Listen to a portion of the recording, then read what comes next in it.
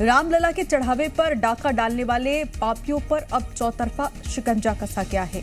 एक तरफ जहां अयोध्या बार एसोसिएशन ने आरोपियों का केस न लड़ने का ऐतिहासिक फैसला सुनाया, तो वहीं दूसरी तरफ एसआईटी की जांच में अब एसबीआई बैंक और ट्रस्ट के रसूखदारों के कनेक्शन का एक और बड़ा खुलासा हुआ है।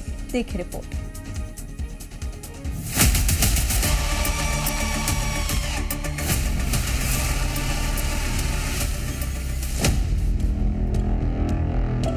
आप ट्रस्ट को पुनर्गठित करें, आप ट्रस्ट की योजना बनाएं, आप सुयोग्य लोगों को उसमें रखें।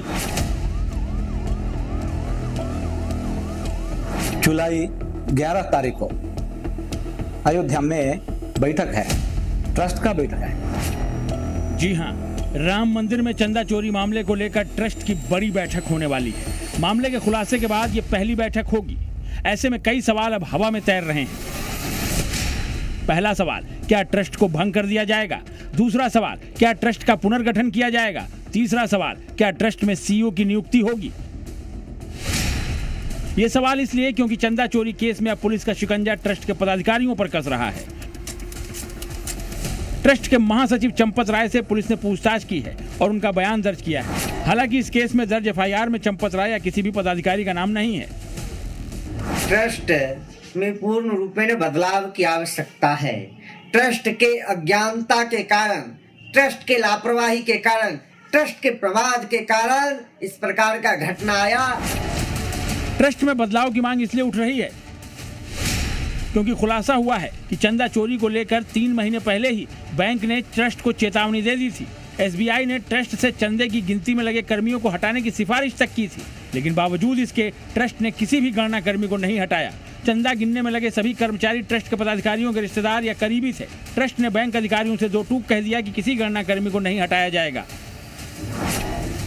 ट्रस्ट के अड़ियल रुख के चलते जो व्यवस्था चल रही थी वो चलती रही।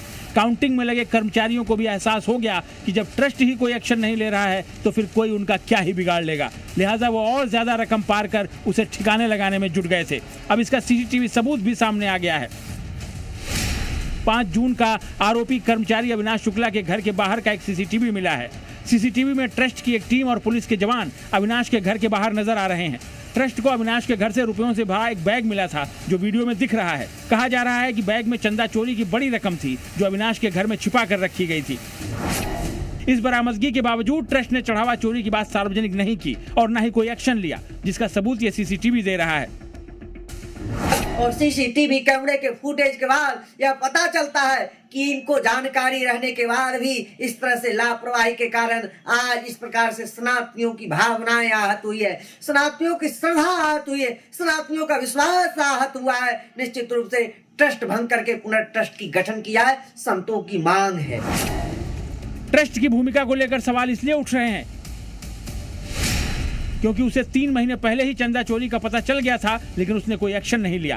5 जून को चंदा चोरी का सबूत भी मिल गया, लेकिन बावजूद इसके कोई कार्रवाई नहीं की गई। 7 जून को पूर्व एसपी विधायक पवन पांडे ने चंदा चोरी का आरोप लगाया, तब भी ट्रस्ट चुप्पी साधे रहा। इसीलिए अब राम मंदिर ट्रस्ट को भंग करने की मांग चारों ओर से उठ रही है। सभी राम भक्त चाहते हैं कि यह ट्रस्ट खत्म होना चाहिए और नया ट्रस्ट बनना चाहिए। ट्रस्ट पे अब ट्रस्ट कहाँ रहा?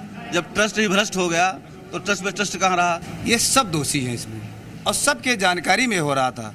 कोई ऐसी बात नहीं है छोटे लोगों को पकड़ कर जो इस्त्री कर दी गई है, इनके नाम एफआईआर दर्ज करा दी गई। ये सारे लोग जो है सीबीआई जांच होगी, सारे लोग दायरे में आएंगे, सारे लोग दोषी हैं और इस ट्रस्ट को भंग करके नया ट्रस्ट गठित करना चाहिए। ट्रस्ट पर अविश्वास का आलम यह है कि अयोध्या बार एसोसिएशन ने चंदा चोरी करने वाले आरोपियों का मुकदमा तक लड़ने से इनकार कर दिया है।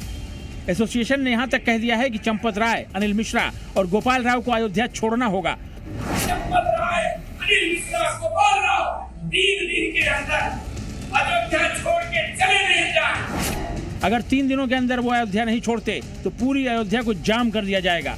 जाहिर है राम मंदिर ट्रस्ट अब राम भक्तों का ट्रस्ट खो चुका है, इसलिए ट्रस्ट की आगामी बैठक में बड़े फैसले देखने को मिल सकते हैं। ब्यूरो रिपोर्ट, जी मीडिया।